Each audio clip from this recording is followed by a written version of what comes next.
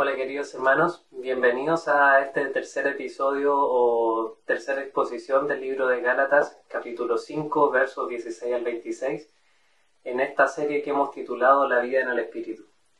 Quiero que comencemos con un momento de oración para que el Señor nos guíe en lo que voy a exponer y en lo que ustedes van a poder escuchar. Rogamos por tu guía, Señor, porque tú eres quien nos lleva al conocimiento de la verdad, convencimiento de pecado, Señor, de justicia y de juicio por medio de tu Espíritu. Rogamos que podamos concentrarnos, mantenernos atentos a lo que quiere decir tu palabra, Señor. Ayúdanos a ser reverentes para con ella y poder oír claramente tu voz por medio de ella, Señor. Exhórtanos, anímanos, Padre. Te ruego todo esto en Cristo Jesús. Amén. Me gustaría comenzar haciendo un breve resumen de lo que hemos estado hablando las semanas anteriores en este mismo texto, en nuestra serie de la vida en el Espíritu. Comenzamos en la primera exposición viendo los versículos 16 al 18 del capítulo 5 de Gálatas, que imagino ya estarán buscando. Este texto comenzaba con una afirmación bastante simple, diciéndole a los hermanos en Galacia, de las iglesias de Galacia, anden en el Espíritu y no satisfagan los deseos de la carne. Veíamos en ese momento que andar en el Espíritu tenía que ver con dejarse guiar por el Espíritu, permitir esa comunión y vivir en esa comunión con el Espíritu Santo de tal forma que seamos guiados por Él en nuestra vida. En oposición a eso íbamos a encontrarnos con una oposición interna de nuestros propios deseos en la carne. Y también veíamos en el verso 17 de que estas dos cosas, el andar en el Espíritu y los deseos de la carne, iban a mantener una batalla constante en nuestras vidas, en que podríamos decir que el bien que está puesto en nosotros se oponía al mal que todavía habita en nosotros hasta nuestra muerte. Sin embargo, también podíamos visualizar en esas exposiciones que el Espíritu es superior a la carne, de tal forma de que es posible por medio del Espíritu subyugar a los deseos de la carne porque Cristo ha triunfado por sobre el pecado y la muerte. Entonces el Espíritu, que es mucho más poderoso que nuestra carne y nuestro pecado, puede darnos el triunfo en Cristo Jesús. De ahí pasábamos en la semana anterior a la segunda exposición en donde íbamos a describir las manifestaciones de la carne. Y tal como lo planteé en un momento, íbamos a hablar de que las manifestaciones de la carne nosotros las teníamos que conocer y saber porque tenemos que saber contra qué estamos luchando.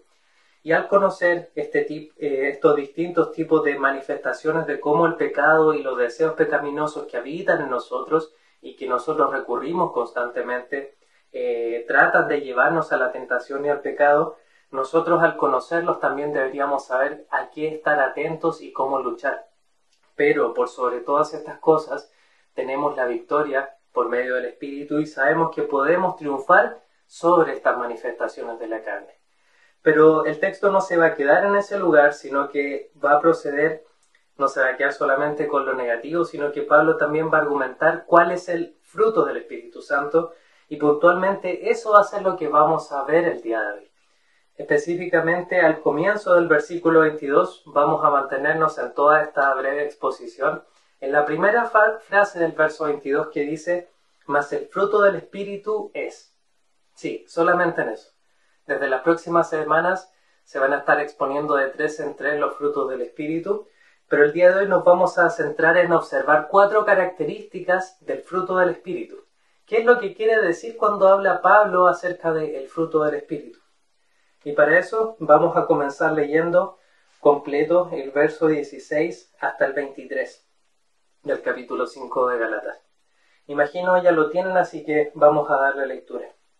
El texto dice así: digo pues, andad en el Espíritu y no satisfagáis los deseos de la carne, porque el deseo de la carne es contra el Espíritu y el del Espíritu es contra la carne, y estos se oponen entre sí para que no hagáis lo que quisierais. Pero si sois guiados por el Espíritu, no estáis bajo la ley. Y manifiestas son las obras de la carne, que son adulterio, fornicación, inmundicia, lascivia, idolatría, hechicería, enemistades, pleitos, celos, iras, contiendas, disensiones, herejías, envidias, homicidios, borracheras, orgías y cosas semejantes a estas, acerca de las cuales os amonesto, como ya os lo he dicho antes, que los que practican tales cosas no heredarán el reino de Dios. Mas el fruto del Espíritu es amor, gozo, paz, paciencia, benignidad, bondad, fe, mansedumbre, templanza. Contra tales cosas no hay ley. Y como les dije, nos vamos a centrar solamente en esta primera parte que dice más el fruto del Espíritu es.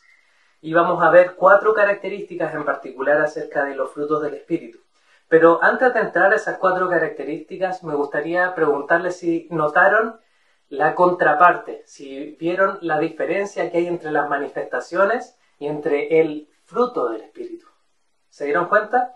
Las manifestaciones es algo plural, son muchas cosas, pero el fruto es algo singular, es único. Se nombra como uno que contiene un singular, plural, digámoslo así, un fruto que contiene muchos elementos.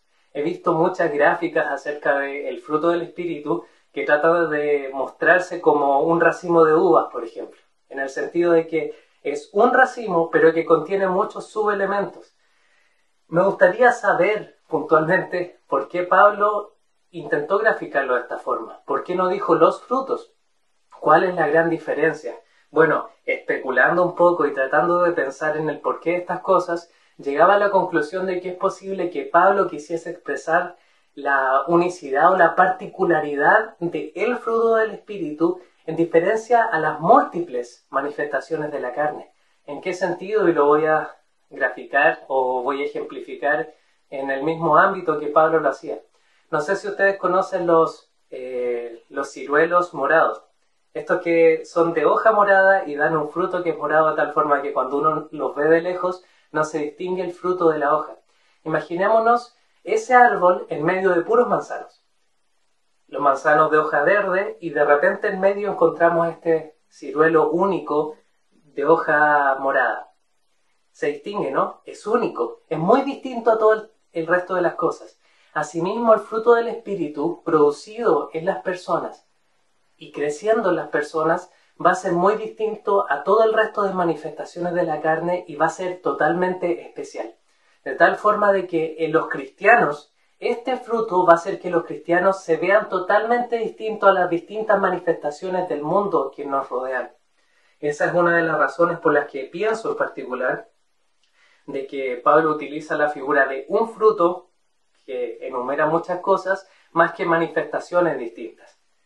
El árbol distinto del huerto.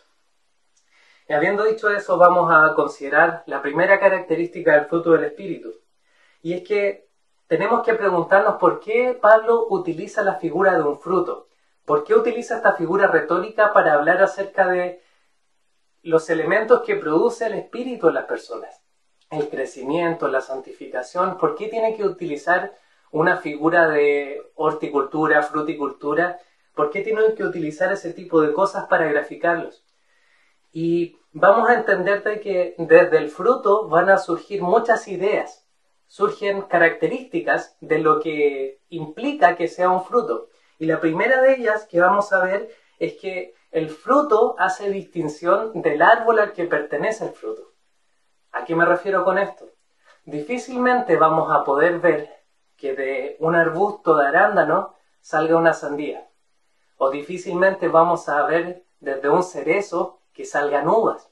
En ese sentido, el fruto es un distintivo del tipo de árbol de donde sale.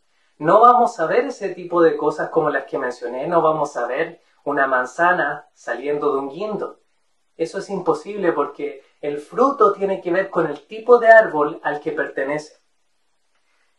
¿A qué apunta esto cuando hablamos en la Biblia acerca de los frutos? Apunta a que los frutos vienen a ser las manifestaciones externas de lo que hay en el corazón. Permítanme leerles algo que dijo Jesús. Jesús dijo en el Sermón del Monte: todo buen árbol da buenos frutos, pero todo mal árbol da malos frutos. El árbol que no da buen fruto es cortado y echado al fuego.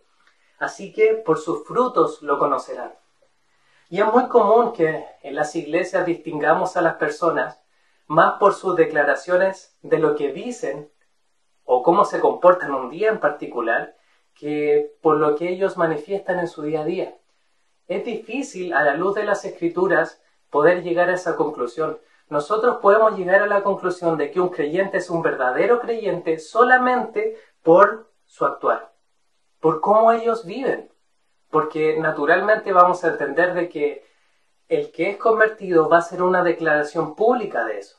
Va a confesar a Jesucristo como el Señor, pero si eso no se condice con su forma de vivir, nosotros debemos cuestionar esa declaración en particular, de tal forma que Jesús mismo en ese contexto va a estar hablando de que en medio de ellos, hablándole a los discípulos, iba a haber lobos vestidos de oveja. Va a haber personas que iban a aparentar estar ahí y iban a causar daño en el rebaño.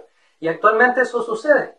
Hay personas que dicen ser creyentes y que quizás creen que son creyentes, pero sus hechos no lo manifiestan.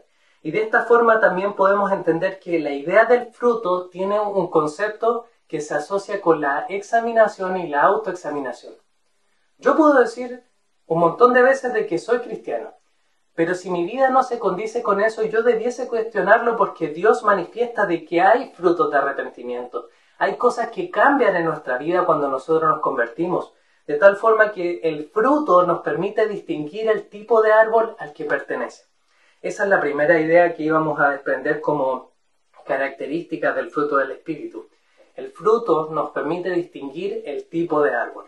De tal forma que en los creyentes, aquellos que tienen al Espíritu Santo, vamos a ver el fruto del Espíritu, que son las cosas que se van a empezar a hablar desde la próxima semana.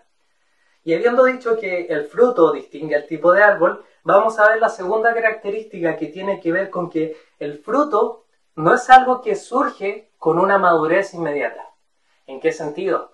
Que nosotros, normalmente, debemos esperar que el fruto madure, por ejemplo, para poder comerlo. En el lugar donde estoy grabando, en mi costado, hay unos árboles de membrillos. Y hay que esperar a que estén bien amarillitos para poder cosecharlos y aprovecharlos en plenitud. No sirve cuando están verdes.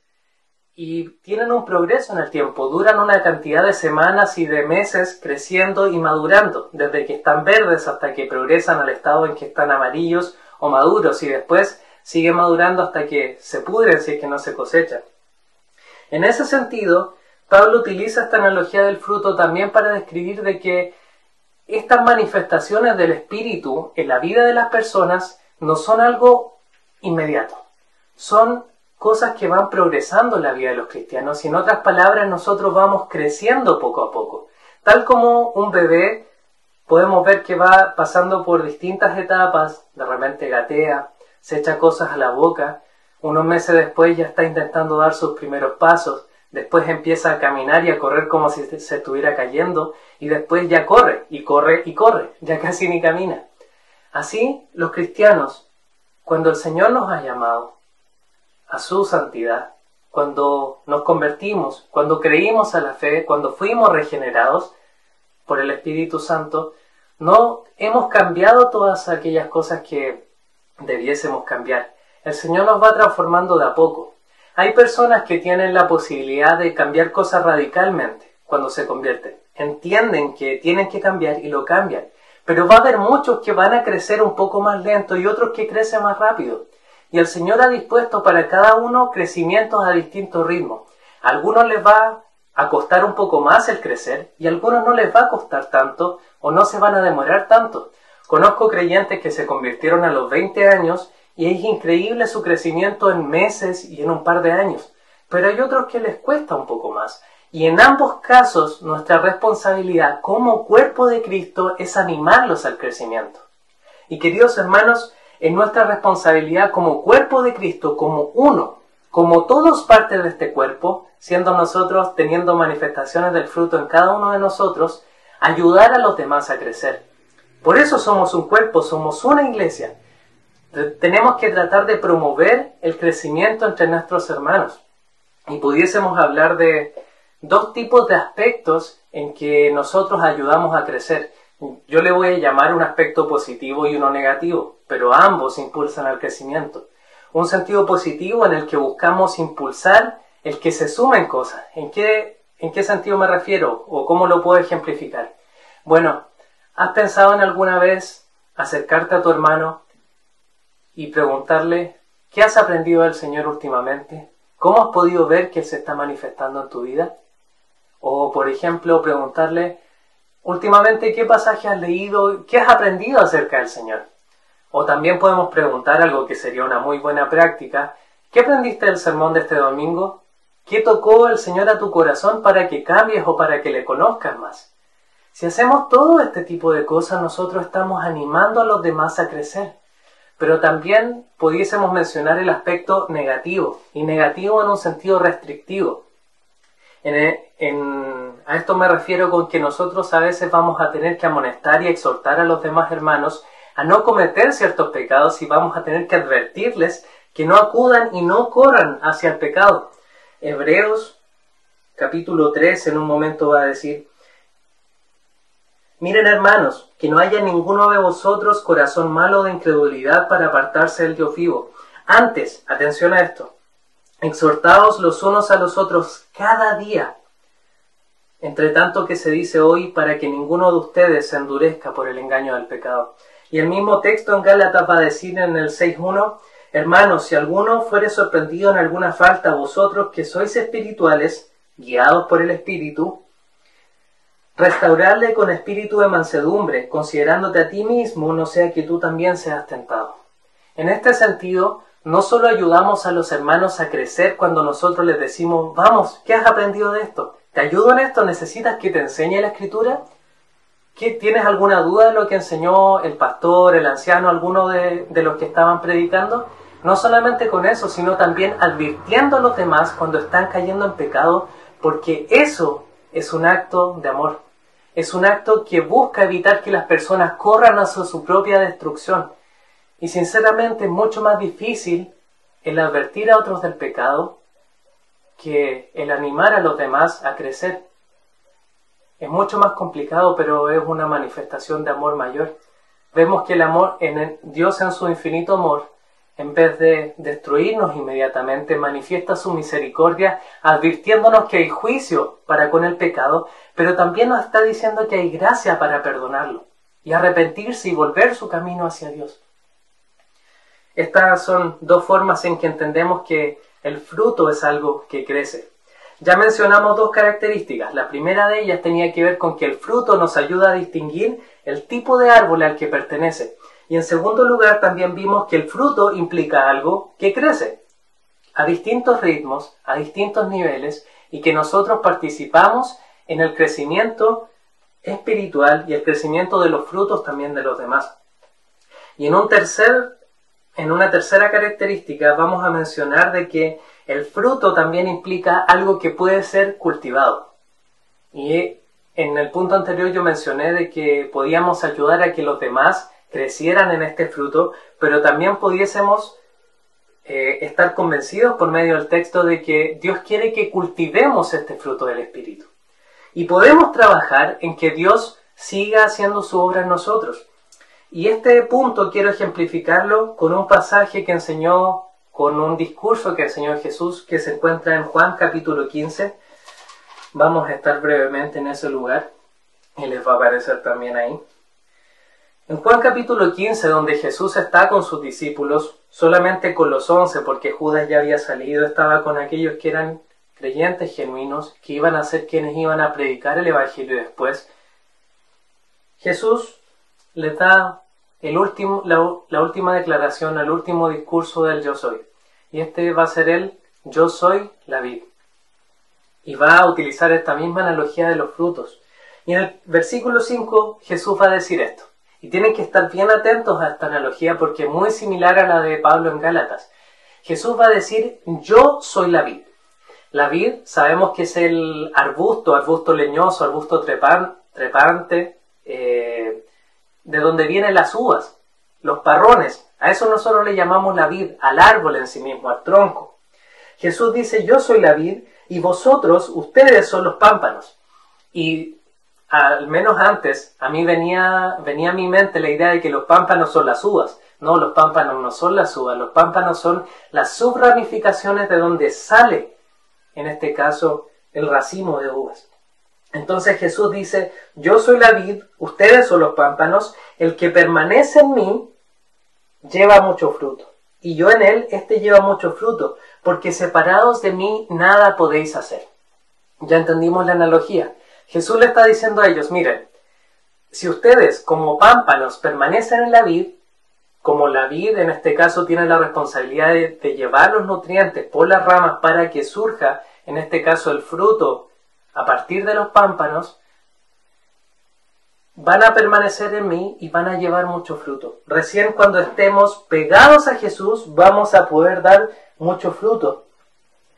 Y debiésemos preguntarnos, ¿cómo puedo llevar mucho fruto? ¿Y cómo puedo permanecer en Él? Porque Jesús me está diciendo de que si permanezco en Él llevo mucho fruto. ¿Cómo cultivo eso? ¿Cómo me acerco a Jesús? Bueno, Él mismo va a decir en el versículo 10 de qué se trata el permanecer en Él. Y son cuestiones bastante simples que pasamos por alto comúnmente para crecer. Y el verso 10 dice, si guardareis mis mandamientos, permaneceréis en mi amor, así como yo he guardado los mandamientos de mi Padre y permanezco en su amor. Entonces Jesús va a asociar el permanecer en Él y permanecer en el Padre como guardar sus mandamientos, como acercarnos a su palabra. Y sabemos que la idea de guardar encierra algo más grande que saber.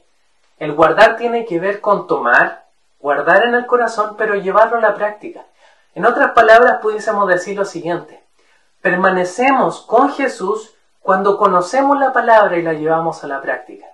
Permanecemos con Él y en Él y llevamos mucho fruto, porque es por medio de la palabra que el Señor renueva nuestro entendimiento, nos transforma y eso se ve manifiesto en frutos. Entonces el Señor no usa medios mágicos, por decirlo así, para hacer estas cosas. Sí es un trabajo espiritual del Espíritu en nuestro corazón, pero es por medio de medios humanos. Y en este caso vamos a hablar de que la palabra es el medio humano que usa el Espíritu, la espada del Espíritu, para transformarnos. Pero además de eso, que es bien general, el guardar su palabra, Jesús va a especificar un mandamiento en particular. ¿Recuerdan que Jesús resumió la ley en 2 mandamientos? En la idea vertical y horizontal. Amarás al Señor tu Dios con todo tu corazón, mente y fuerzas. ¿Y cuál era el otro? Amarás a tu prójimo como a ti mismo. Hacia arriba y hacia los lados. Y Jesús va a utilizar este segundo mandamiento para ejemplificar el guardar, qué significa permanecer en Él guardando sus mandamientos. Y en esto el texto dice, y este es mi mandamiento, en el 12, que os améis unos a otros como yo os he amado. Jesús está diciendo, ustedes guardan mis mandamientos cuando se aman entre ustedes. Y vamos a ver que el permanecer en Jesús para dar mucho fruto y cultivar este fruto del Espíritu y hacerlo crecer va a tener que ver con guardar su palabra, pero va a tener que ver con el asociarnos con nuestra iglesia y ayudarnos a crecer mutuamente por medio de actos de amor. Porque Jesús dijo que debemos amar a los demás como Él nos amó y como nosotros nos amamos a nosotros mismos. Ama a tu prójimo como a ti mismo. Yo los amé, ustedes deben amar. Yo los perdoné, ustedes deben perdonar. Es hipócrita no actuar con amor para con los demás cuando Cristo nos amó inmerecidamente. Y habiendo mencionado ya que veíamos como características del fruto del Espíritu que distingue al tipo de árbol al cual pertenece, que implica algo que crece a distintos ritmos y que también es algo que se puede cultivar y que podemos cultivar en cada uno de nosotros, vamos a ver un cuarto aspecto, y es que en el texto nos dice que más el fruto es, dice más el fruto del Espíritu, asociando a Dios particularmente como el productor y el origen de este fruto, el Espíritu Santo, que es Dios. En este sentido podemos entender de que la voluntad de Dios está completamente comprometida con nuestra transformación y su deseo completo está puesto en que seamos transformados y santificados. ¿A qué me refiero con esto? Por ejemplo, voy a citar un texto muy conocido, Filipenses 1:6. El que comenzó en vosotros la buena obra, Él la comenzó, ya partió. Dice que la terminará y la completará hasta el día de Jesucristo. Dios no es como nosotros. Dios no es alguien que no complete lo que empieza. Nosotros a veces dejamos proyectos a medias que no terminamos o ideas a medias que no terminamos, pero Dios, si comenzó algo en nosotros, lo va a terminar y va a trabajar en pos de eso y va a poner por delante de nosotros las buenas obras para que andemos en ellas, como dice Efesios 2:10, y también va a procurar por medio de su Espíritu producir fruto en nosotros. Hay otro texto que también estaba en Juan capítulo 15, no es necesario que lo busquen, que dice: no me eligieron ustedes a mí, sino yo los elegí a vosotros. ¿Para qué? Para que vayan y para que lleven mucho fruto. En otras palabras, Dios no nos llama meramente como para darnos un ticket a la salvación. Y es como que vivamos nuestra vida como queramos desde que somos salvos. La salvación no está separada del señorío de Cristo. Él es nuestro Señor. Y como nuestro Señor, Él también nos dirige y nos impulsa hacia el bien. Y Dios está completamente comprometido para que llevemos mucho fruto. Es su voluntad y Él plantea y pone los medios y Él mismo lo produce en nosotros. Ahora, yo reflexionando sobre esto mismo, si Dios desea que seamos transformados para su gloria, como el fin último de todas las cosas, ¿qué tan comprometidos estamos nosotros en nuestra propia santificación? Porque Dios está muy interesado en ella. Dios está muy interesado en que seamos santos. ¿Cuán interesados estamos nosotros en ser transformados y santificados? Si nuestro Señor nos compró a precio de sangre, dio lo más valioso que tenía por nosotros, ¿qué tan empeñados estamos nosotros en tener una comunión estrecha con Él, cuando Él es lo más valioso que tenemos? Perdón.